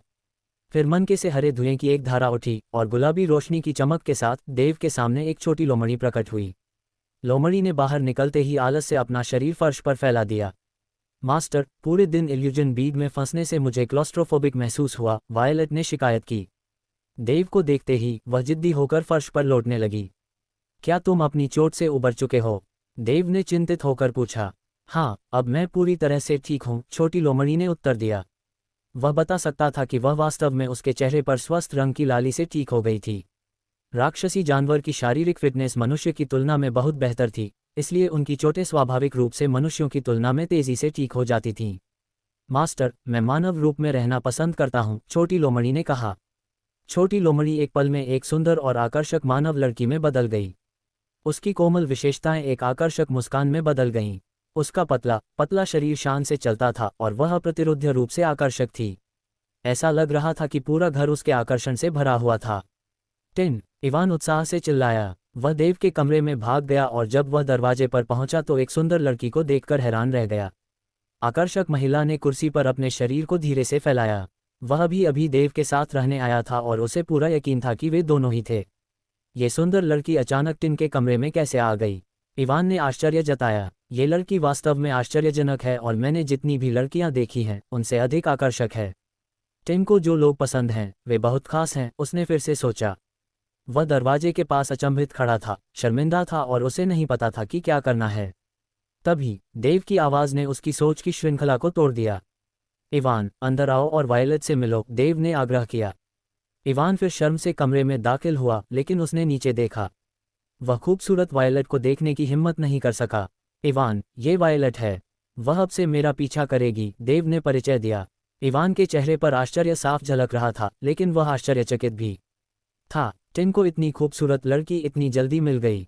उसने सोचा, समझ गया। उसने कहा और सम्मानपूर्वक वायलेट को प्रणाम किया। मैं इवान हूँ, आपसे मिलकर खुशी हुई। आप टिन की गर्लफ्रेंड होंगी, उसने आगे कहा। इवान के शब्दों पर देव का चेहरा तुरंत उदास हो गया। पता चला कि इवान ने उसकी बात को गलत समझा था। अचानक वायलेट इवान की बात सुनकर जोर से हंस पड़ी। उसका हाथ उसकी छाती पर था। उसने देव को घूरा और कमरे में तुरंत अजीब सा माहौल बन गया। देव ने बस आह भरी और इवान को स्थिति समझाने की कोशिश की। तुमने मुझे गलत समझा, तुम उसे वायलेट कह सकते हो, वह मेरे लिए काम करती है, उसने कहा। आह, वह टिन की गर्लफ्रेंड नहीं है बल्कि उसकी अधीनस्थ है, उसने सोचा और सिर हिलाया। वह उस समय उनके जटिल रिश्ते को समझ नहीं पाया था, लेकिन वह आगे कुछ और पूछने वाला नहीं था। वैसे भी ये देव का काम था। वायलेट, तुम्हें यहाँ के अलावा किसी और को अपना चेहरा नहीं दिखाना चाहिए, वरना तुम खुद को उजागर कर दोगी। देव गंभीर हो गया और उसे याद दिलाया। सुंदर लड़की ने समझ में सिर हिलाया। उसके बाद देव ने अपने स्पेस रिंग में अपनी संपत्तियां गिनना शुरू कर दिया। अभी भी 7 पृथ्वी आत्मा फल थे, 3 ऊर्जा बढ़ाने वाले अमृत, नोवल ड्रमर, ऑग इस पार्ट का मालिक है, और 6000 से ज्यादा महत्वपूर्ण ऊर्जा क्रिस्टल। ये लगभग इतना था कि अब देव के पास कितना था। एक बाहरी शिष्य के लिए ये चीज़ें उसे एक अमीर आदमी बनाती थीं। हालांकि वह जानता था कि यह उसकी साधना को बनाए रखने के लिए पर्याप्त नहीं था। प्राचीन काल से साहित्य के व्यक्ति को पदोन्नत होने के लिए अमीर होने की जरूरत नहीं थी। इसके विपरीत एक साधक को न केवल मेहनती होना चाहिए और मार्शल आर्ट की अच्छी समझ होनी चाहिए, उन्हें सफलता प्राप्त करने के लिए अपनी साधना का समर्थन करने के लिए कई संसाधनों की भी आवश्यकता होती है। अब देव ऊर्जा संग्रहण क्षेत्र के 6ठे स्तर पर था और वह हाल ही में स्वर्ण सूर्य शास्त्र का अभ्यास कर रहा था, लेकिन सफलता का कोई संकेत नहीं था। वह जानता था कि यह स्वर्ण सूर्य शास्त्र की उच्च गुणवत्ता के कारण था। आम साधना पद्धति के विपरीत एक स्तर को पार करने के लिए बहुत अधिक मात्रा में महत्वपूर्ण ऊर्जा की आवश्यकता होती है। देव ने अपने अभ्यास को बेहतर बनाने और जितनी जल्दी हो सके सफलता प्राप्त करने के लिए पृथ्वी आत्मा फल का उपयोग करने की योजना बनाई। इसके अलावा इवान की साधना का आधार बहुत कम था, यह ऊर्जा संग्रहण क्षेत्र के तीसरे स्तर पर था। उसे सफलता प्राप्त करने में मदद करने के लिए बहुत सारे संसाधनों की आवश्यकता थी। इसके अलावा देव वायलेट को कुछ प्रशिक्षण संसाधन भी प्रदान करने थे। वह उसे पहले की तरह लड़कों को बहकाने और उनका खून पीने की अनुमति कभी नहीं देगा। ये खेती का एक पाखंड था जिसे देव अस्वीकार्य मानता था। उनकी स्थिति की समीक्षा करने के बाद उसने महसूस किया कि उनके पास उन सभी की जरूरत से कहीं कम धन था। ऐसा लगता था कि धन न केवल पृथ्वी पर उसके पिछले जीवन में बल्कि प्राइम मार्शल वर्ल्ड में भी अत्यंत महत्वपूर्ण था। वह उनके बस जाने के बाद अधिक महत्वपूर्ण ऊर्जा क्रिस्टल अर्जित करने का एक तरीका खोज लेगा, अन्यथा वे जल्दी या बाद में अपने भंडार को समाप्त कर देंगे। दूसरे घर में जब देव अपनी संपत्ति के बारे में चिंतित था, उसी पड़ोस में एक विस्तृत आत्मनिर्भर यार्ड में एक आदमी गुस्से में था। धमाका! काले लोहे और भारी लकड़ी से बनी एक मेज अचानक चिप्स में टूट गई। चिप्स हवा में ऐसे घूमे जैसे मेज पर बिजली गिरी हो। दूसरी मेज पर एक युवक खड़ा था, उसका चेहरा कठोर सर्दियों की तरह काला और डरावना था। उसके शरीर से एक काली और खतरनाक आभा निकल रही थी। वह कठोर, सक्षम, अनुभवी, तेज और साहसी था। उसकी हर हरकत में चमक झलकती थी। ये काफी प्रभावशाली था। थोड़ी देर बाद एक और आवाज़ बोली, बिली, कृपया हमारा बदला लें। उसने मेरी कलाई तोड़ दी, आवाज़ ने कहा। और भी, जब मैंने तुम्हारा नाम लिया उसने दावा किया कि तुम अपनी प्रतिष्ठा के लायक नहीं हो और तुम्हें थूक की बाल्टी से भी ज्यादा बेवकूफ़ कहा, उसने आगे कहा। यह बार्टन था। उसने और 5 अन्य किशोरों ने अपनी कलाइयों के चारों ओर मोटी धुंध पहनी हुई थी जिसमें हड्डियों को जगह पर रखने के लिए बोर्ड थे। इससे तरल दवा की तेज गंध आ रही थी। बार्टन ने शिकायत की कि कैसे उसे एक नए बाहरी शिष्य ने धमकाया था। उसके सामने उसका भाई बिली था जो सभी बाहरी शिष्यों में 15वें स्थान पर था। वह जंगल में खुद की साधना करके वापस आया था जब बार्टन उसके पास आया। बिली अपने इकलौते छोटे भाई बार्टन को बहुत प्यार करता था। जब वे सनसेक्ट में आए तो उनके पिता ने उन्हें हमेशा बार्टन की रक्षा करने की याद दिलाई। अब जबकि उसे बाहरी संप्रदाय में एक निश्चित प्रतिष्ठा मिल गई थी, उसके भाई को निश्चित रूप से एक आरामदायक जीवन जीने का मौका मिला। हालांकि आज बार्टन को एक नए बाहरी शिष्य ने पीटा जिसे हाल ही में ग्रंथ शिष्य से पदोन्नत किया गया था। अगर यह बात बाहर आ गई तो वह बाहरी शिष्यों के बीच अपनी गरिमा खो देगा। वह मजाक का नया पात्र भी बन सकता है। उसका नाम क्या है? बिली ने ठंडे स्वर में पूछा। अपने भाई के सवाल का जवाब देते हुए बार्टन बेचैन हो गया। मैंने उन नए शिष्यों से पूछा। उसका नाम देवलिन है और वह इस पदोन्नति में सबसे मजबूत नया शिष्य माना जाता है, उन्होंने आगे कहा। देवलिन, नाम सुनते ही बिली के चेहरे पर अचानक एक अजीब सी झलक फैल गई। क्या वह पहले मूर्ख नहीं था? तुम्हें कैसे पता चला? बार्टन ने आश्चर्य से पूछा। हाँ बिली, मैंने सुना है कि वह मूर्ख था और हाल ही में अचानक ठीक हो गया था। वह था, बिली ने कहा। बिली चौंक गया जब उसने उस व्यक्ति के बारे में सोचा जिसने 3 साल पहले बाहरी संप्रदाय पर प्रभुत्व किया था। अगर दुश्मन देव था तो उसके लिए चीजों से निपटना आसान नहीं हो सकता था। उस समय बिली बाहरी संप्रदाय में कोई नहीं था। बाद में उसने अपना वर्तमान भला कौशल प्राप्त किया, आधे स्तर का भला इरादा हासिल किया और अपनी वर्तमान शक्ति और स्थिति प्राप्त की। उसका साधना आधार कैसा है? बिली ने पूछा। यह ऊर्जा संग्रहण क्षेत्र का 6ठा स्तर है, बार्टन ने कहा। लेकिन बिली, उसके पास एक शानदार शारीरिक गति कौशल है, अन्यथा हम उससे नहीं हारते। वह ऊर्जा संग्रहण क्षेत्र के 6ठे स्तर पर है। बिली ने अविश्वसनीय रूप से पूछा। वह फिर से पूछने से पहले एक पल के लिए रुका। क्या तुम्हें यकीन है? हाँ, मुझे यकीन है। वह वास्तव में ऊर्जा संग्रहण क्षेत्र के 6ठे स्तर पर है, बार्टन ने दृढ़ता से कहा। मैंने नए शिष्यों से इसकी पुष्टि की है। हाँ हाँ हाँ, बिली हंसने लगा। वह इतना हंसा कि उसे जो दबाव महसूस हो रहा था वह गायब हो गया। अच्छा, यह अद्भुत है। पूर्व नंबर 1 बाहरी शिष्य अब ऊर्जा संग्रहण क्षेत्र के 6ठे स्तर पर है। देव, जब आप बाहरी संप्रदाय पर हावी थे तब आपका वास्तव में सम्मान किया जाता था। लेकिन अब जब आप गिर गए हैं तो आपको खुद से व्यवहार करना चाहिए। आपको पदोन्नति मिलते ही इतना घमंडी नहीं होना चाहिए। अब जब आपने मुझे चुना है देव, मैं कुछ ऐसा करने जा रहा हूं जिससे बाहरी संप्रदाय को झटका लगेगा। मैं सभी बाहरी शिष्यों के सामने आपको रौंद दूंगा। मैं सभी लोगों को दिखाऊंगा कि कैसे पूर्व नंबर 1 बाहरी शिष्य मेरे पैरों के नीचे कराता है, बिली ने घोषणा की। मुझे अपमानित करने के लिए ये तुम्हारा परिणाम है। मैं तुम्हें बुरा दिखाऊंगा और वे हमेशा के लिए तुम पर थूकेंगे, उसने कहा। बिली अब बहुत उत्साहित था और उसके विस्मयकारी भाले के इरादे ने उसके बगल में एक चीनी गुलाब की पत्तियों को काट दिया जिसकी शाखाएं उड़ गईं। अपने लक्ष्य को ध्यान में रखते हुए बिली ने देव को चुनौती देने की योजना बनाई। कोई चुनौती का आयोजन करता है। मैं, बिली टैंग, नए बाहरी शिष्य देवलिन को चुनौती देने जा रहा हूं, उसने घोषणा की। क्या बिली देव को चुनौती देना चाहता था? यार्ड में मौजूद हर कोई स्तब्ध रह गया। अध्याय 88 ट्विन शैडो ब्लेड्स भाग 1 देव की हवेली के अंदर। सावधानीपूर्वक विचार करने के बाद देव ने अपने भाग्य को 3 भागों में विभाजित किया। अपने दोस्त की ओर मुड़ते हुए उसने कहा, इवान, यह ऊर्जा बढ़ाने वाला अमृत और ये पृथ्वी आत्मा फल अब तुम्हारे हैं। और 1000 महत्वपूर्ण ऊर्जा क्रिस्टल भी ले लो। जितने हथियार, मार्शल आर्ट की किताबें या अमृत तुम चाहो खरीद लो, देव ने अपने दोस्त से कहा। चूंकि वह और देव अब घनिष्ठ मित्र थे, इसलिए इवान अब उदार प्रस्ताव को स्वीकार करने में संकोच नहीं कर रहा था। जैसे ही देव ने कहा कि वह खजाने ले सकता है, उसने जल्दी से उन्हें अपनी जेबों में भर लिया।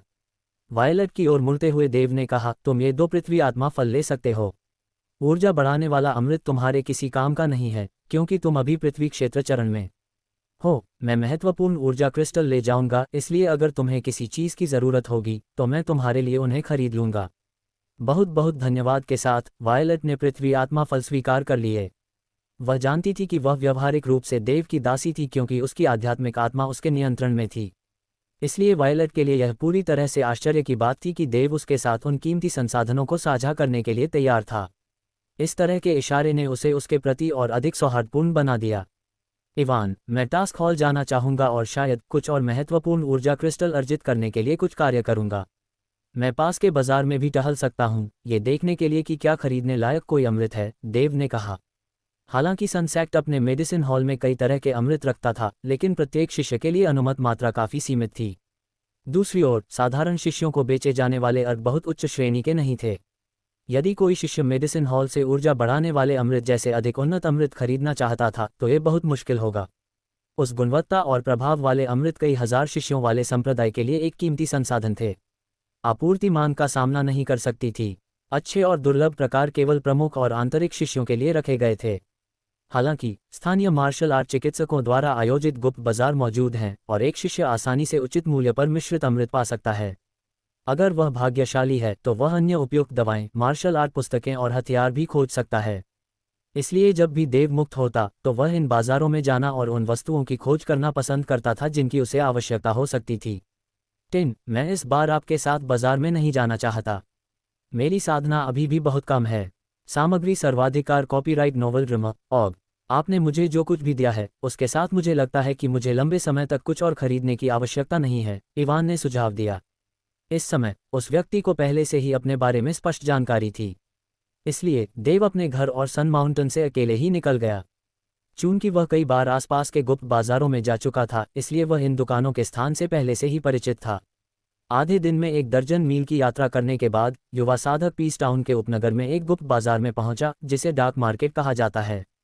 ये dark market marginal trade market से भी बड़ा था जहां देव और मिंडी पिछली बार गए थे। बाजार ने पहले से ही पूरे ब्लॉक पर कब्जा कर लिया था। जब देव ने बाजार के अंदर कदम रखा तो उसने देखा कि इसका हर हिस्सा उसके लिए अपरिचित था। उस जगह पर भीड़ उमड़ पड़ी थी और चौड़ी मुख्य सड़क बहुत दूर तक फैली हुई थी जब तक कि वह नज़र से ओझल नहीं हो जाती। वह सड़क लगभग 10 गज चौड़ी थी जिस पर कई दुकानें लगी हुई थीं। सभी स्टॉल मालिक अलग अलग क्षेत्रों से आए हुए साधक थे जो बाजार में जल्दी से जल्दी व्यापार करने की उम्मीद में आए थे। कुछ लोग सामान बेचने में व्यस्त थे, कुछ लोग अपनी दुकानों के पीछे मुस्कुराते हुए बैठे थे। ऐसा लग रहा था कि उनके सामान की बहुत मांग है और जल्द ही बिक जाएंगे। दूसरों ने बिक्री की उम्मीद में राहगीरों को उत्साहपूर्वक अपने उत्पादों की सिफारिश की। सड़क पर घूमने वाले खरीदार भी उतने ही थे।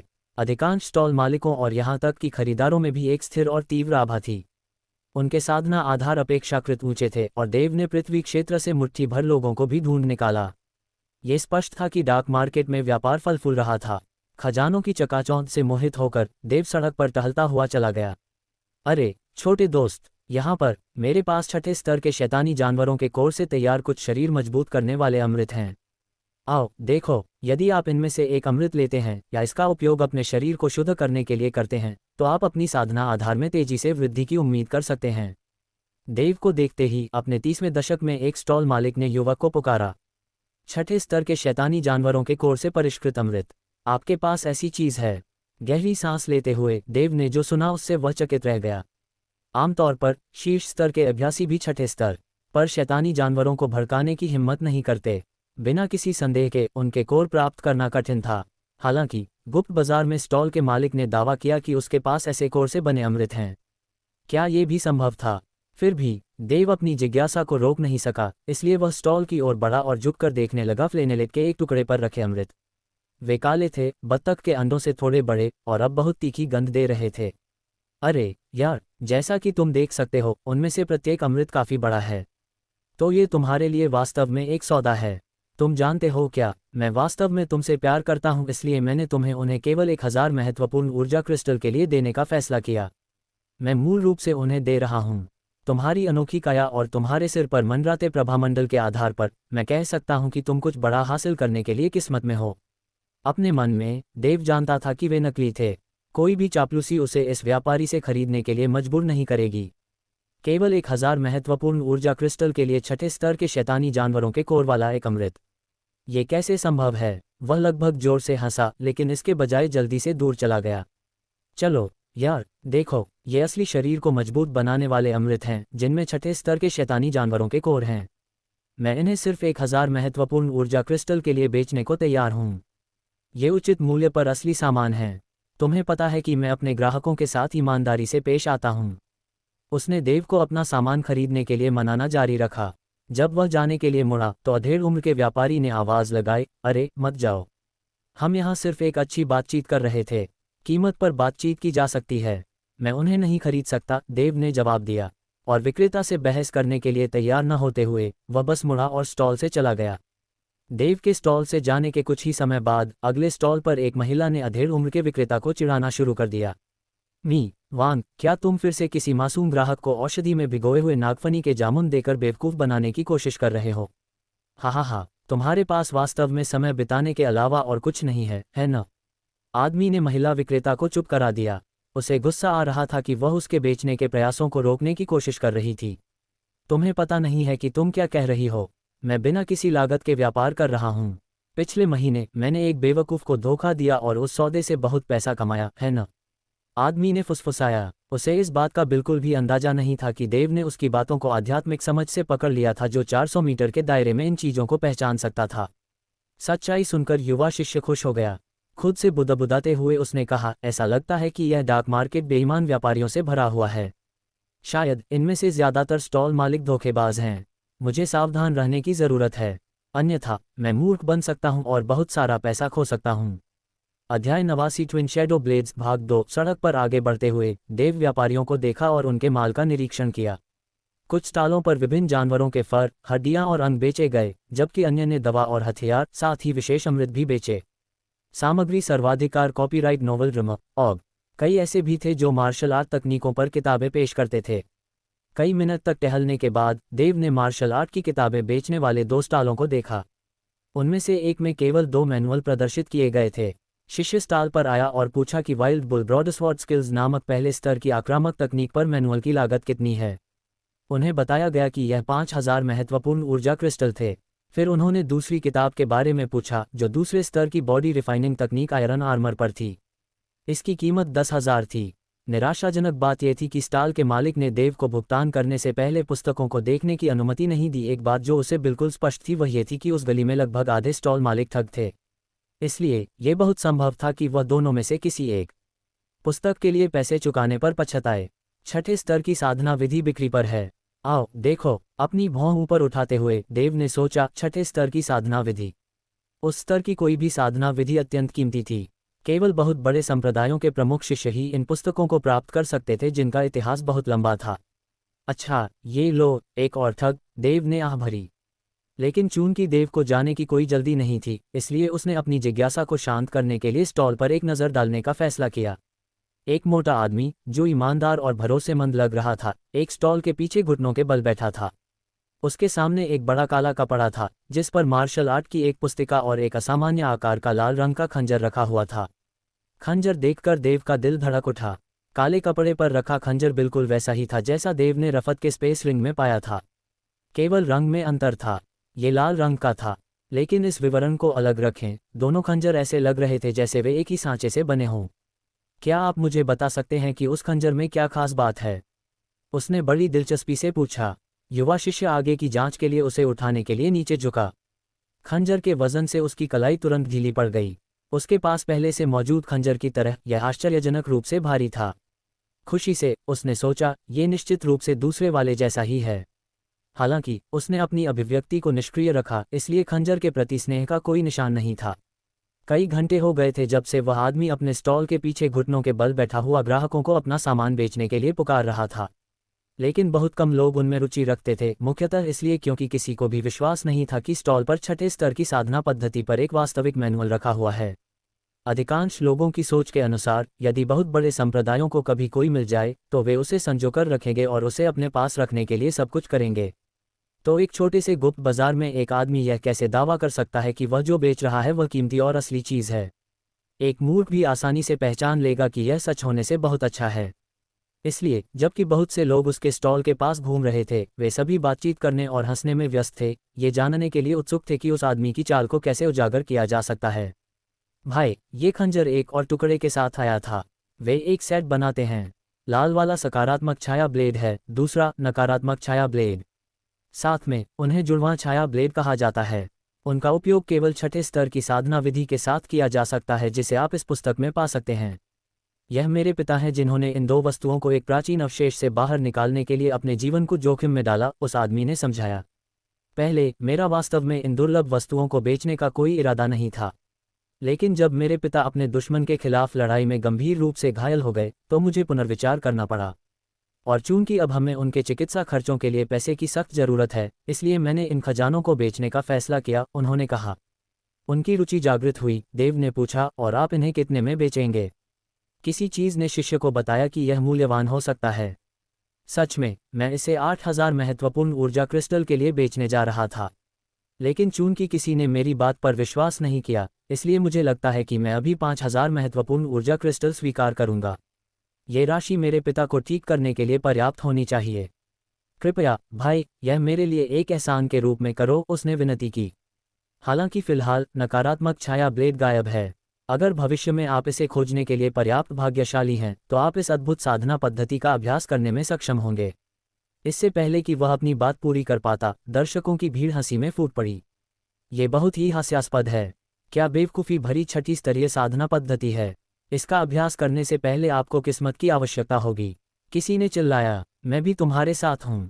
इन दिनों लाभ कमाने के लिए ये धोखेबाज वास्तव में सभी प्रकार की कहानियां बनाने की हिम्मत करते हैं।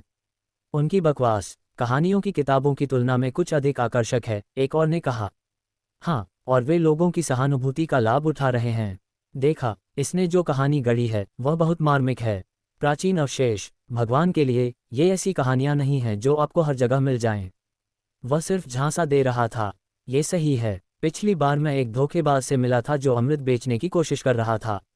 उसने जोर देकर कहा कि उसके सामान को छठे स्तर के शैतानी जानवरों के कोर से परिष्कृत किया गया था, लेकिन मैंने उसे मना कर दिया। बाद में मैंने दूसरे व्यापारी से इसके बारे में पूछा और उसे बताया गया कि वे अमृत वास्तव में किसी औषधि में पकाए गए नागफनी के जामुन थे। और भी हंसी की आवाज़ आई। नागफनी के जामुन भी आपके लिए अच्छे होंगे। वे आपकी भूख बढ़ा सकते हैं और पाचन में मदद कर सकते हैं। लोग मजबूत आदमी का मजाक उड़ाते, चिढ़ाते और उसे कोसते रहे। ऐसा लग रहा था कि वे सभी उसे धोखेबाज समझते थे। हालांकि अपमान ने उस आदमी को क्रोधित कर दिया। वह अब भारी सांस ले रहा था, उसकी छाती धड़क रही थी, जाहिर तौर पर क्रोध से। उसे नीचे देखते हुए देव ने देखा कि उसकी आंखें ईमानदार और चिंतित थीं और किसी झूठे की आंखें नहीं थीं। इसके अलावा उसके पास एक काला खंजर था जो बिल्कुल वैसा ही था जैसा कि लाल खंजर पेश किया जा रहा था। तो इससे उस आदमी की कहानी की पुष्टि हो गई। अगर यह वास्तव में छठी कक्षा की साधना पद्धति थी तो 5000 महत्वपूर्ण ऊर्जा क्रिस्टल का सौदा निश्चित रूप से एक सौदा था। चीजों पर विचार करने के बाद देव ने आखिरकार एक निर्णय लिया। मुझे तुम पर विश्वास है। तो यहाँ तुम हो। 5000 महत्वपूर्ण ऊर्जा क्रिस्टल, उसने कहा। युवा शिष्य ने अपनी छाती की जेब में रखे स्पेस रिंग के अंदर से महत्वपूर्ण ऊर्जा क्रिस्टल निकालते समय कुछ गड़बड़ की। एक बार जब उसे वह मिल गया जिसकी उसे जरूरत थी, देव ने उन्हें उस आदमी के सामने जमीन पर फेंक दिया। फिर उसने अपना हाथ बढ़ाया और मैनुअल और लाल खंजर को पकड़ लिया। वह आदमी लगभग रो पड़ा। देव के शब्दों और हाव भाव से इतना रोमांचित था। वह उस युवक को धन्यवाद देता रहा और क्रिस्टल इकट्ठा करने में व्यस्त हो गया। जब आसपास के लोगों ने देखा कि देव ने वास्तव में सामान के लिए भुगतान कर दिया है तो हंगामा मच गया। कुछ लोगों ने व्यंग्यात्मक टिप्पणियां की, जबकि अन्य ने सिर हिलाकर मना कर दिया। और फिर कुछ अच्छे स्वभाव वाले दर्शक थे जिन्होंने देव को बिक्री से रोकने की कोशिश की, लेकिन देव ने उनमें से हर एक को नज़रअंदाज कर दिया। इसके बजाय वह भीड़ के बीच से अपना रास्ता बनाता हुआ निकल गया।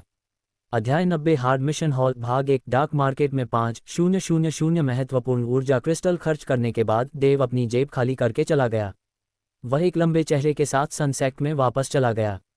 इस बिंदु पर पैसा कमाने की इच्छा पहले से कहीं ज्यादा मजबूत थी। जैसे ही वह सनसेट में पहुंचा, वह सीधे मिशन हॉल की ओर चला गया। ये 2 मंजिला इमारत थी। सामान्य मिशन पहली मंजिल से आते थे, जबकि दूसरी मंजिल कठिन मिशनों के लिए थी। आमतौर पर सामान्य मिशन बाहरी शिष्यों के लिए उपयुक्त होते थे, जबकि कठिन मिशन आंतरिक और मुख्य शिष्यों के लिए होते थे। बाजार से देव सीधे इमारत की पहली मंजिल पर मिशन हॉल में गए, एक असाइनमेंट लेने के लिए तैयार। हॉल की एक दीवार में विशेष सामग्रियों से बनी एक चौड़ी क्रिस्टल स्क्रीन बनी हुई थी। शिष्यों को चुनने के लिए मिशनों की एक सूची स्क्रीन पर चमक रही थी। कई शिष्य जो या तो बैठे थे, उनकी बाहें क्रॉस की हुई थीं, या खंभों के सहारे झुके हुए थे, स्क्रीन पर दिखाए गए विभिन्न मिशनों को पढ़ने में तल्लीन थे।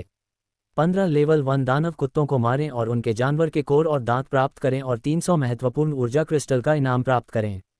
5 लेवल 1 दानव पेंगोलिन को मारें और उनके जानवर के कोर प्राप्त करें और 500 महत्वपूर्ण ऊर्जा क्रिस्टल से सम्मानित हों।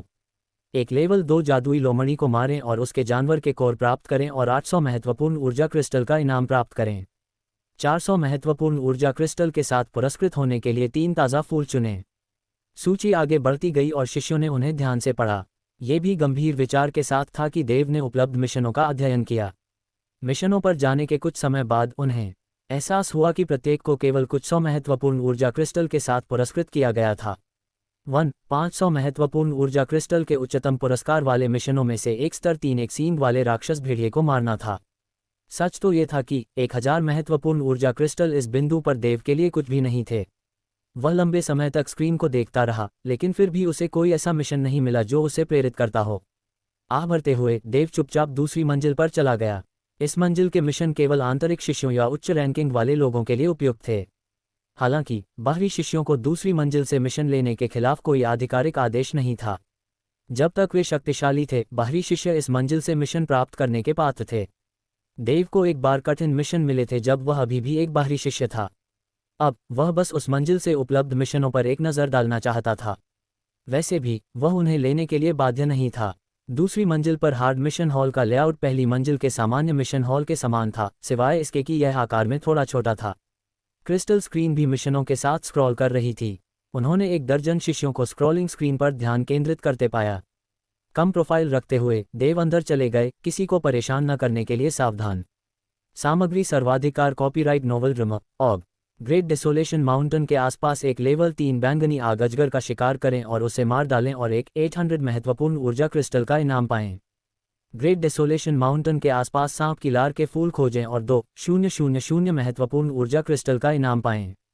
15,000 महत्वपूर्ण ऊर्जा क्रिस्टल का इनाम पाने के लिए पूरे बोर्ड के साथ 1 साल के लिए राजधानी में सेक्ट बेस पर तैनात रहें। सामान्य मिशन हॉल की तरह सूची चलती रही।